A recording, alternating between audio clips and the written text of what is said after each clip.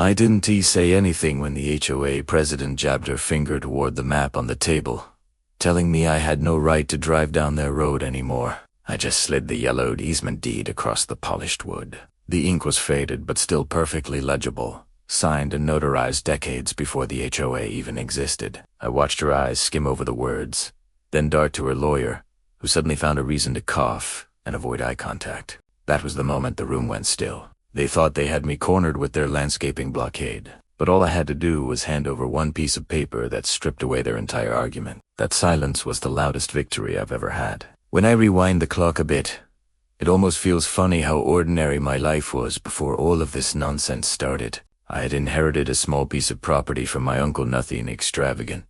Just a quiet slice of land with a worn gravel path that led to my house. He'd built the place himself back in the 70s, with his own hands, and every corner of it carried his fingerprints. I wasn't looking for a fight when I moved in. My plan was simple: fix up the old cabin, take slow walks in the evenings, maybe grow some tomatoes, and finally enjoy life without the grind of city stress. The road that ran along the front of the property wasn't glamorous, but it was my lifeline, my access point to the world outside. It was the kind of place where you wave at your neighbors and spend more time listening to the wind than worrying about rules. Or at least, that's what I thought. The trouble began with something so petty it still makes me shake my head. I came home one afternoon and found that the HOA had planted a row of shrubs across the gravel entrance to my road. Not decorative planting, not something meant to beautify the neighborhood, no. This was a calculated, green barricade. A printed notice had been stuck in the dirt, telling me that unapproved vehicle traffic on the road violated community standards, and that my access would remain restricted until I applied for permission. Permission to drive down the road that led directly to my house.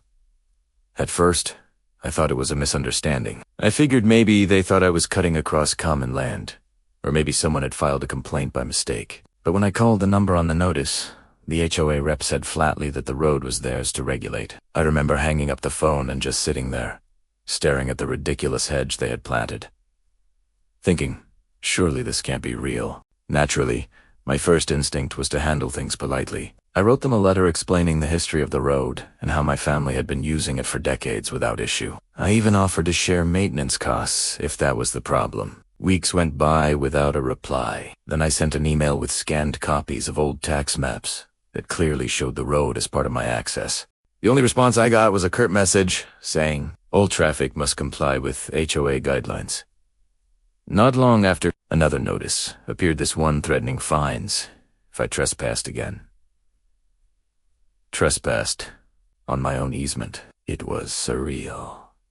Like arguing with someone who had decided the sky was green and expected me to pay a penalty every time I looked at it. That's when the shift started happening inside me. I stopped thinking of it as a misunderstanding and started realizing it was a power play.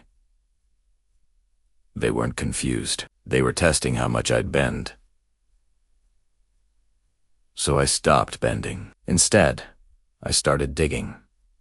Literally and figuratively. I went down to the county records office, where the air smells like dust and the clerks look like they've seen every kind of land dispute imaginable. I asked for the original plats, the surveys, anything tied to my uncle's property. And there it was, a recorded easement deed from the early 70s, granting perpetual, unrestricted ingress and egress across the very strip of land the HOA now claimed as their own. The thing was ironclad, with signatures, seals, the whole deal. Better yet, the easement predated the creation of the HOA by years, which meant their bylaws had no jurisdiction over it. I remember standing there, holding that document, and feeling the anger in me settle into something colder, sharper. I wasn't going to shout at them.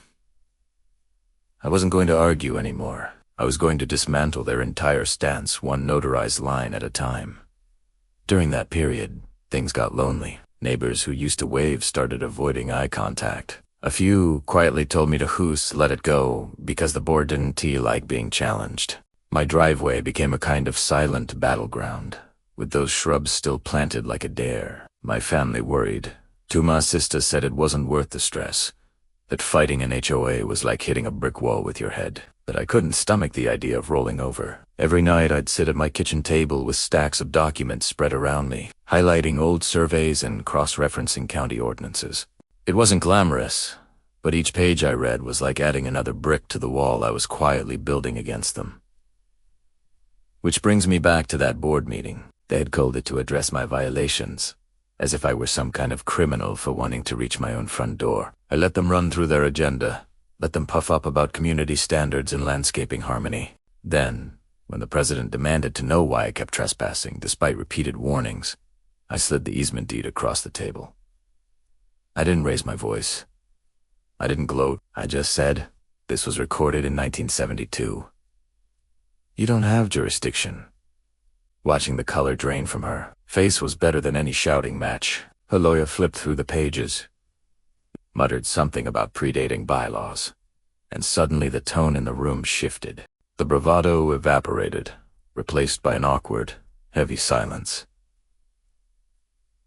I didn't need to say anything else. The paper spoke louder than I ever could. After that, the aftermath unfolded almost predictably. The shrubs were removed quietly one weekend, as if they had never been there.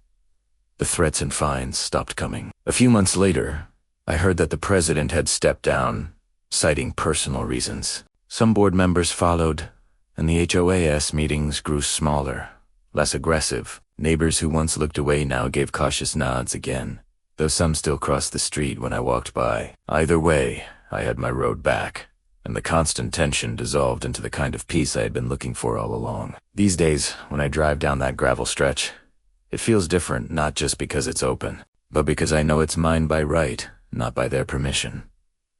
The HOA doesn't bother me anymore. They wave sometimes, or they turn away. But either reaction suits me fine, because the truth is, I didn't win by yelling or posturing. I won by reading, by knowing the law better than they did, and by holding my ground when they tried to erase it. And in the end, that quiet drive down my inherited easement is all the victory I need.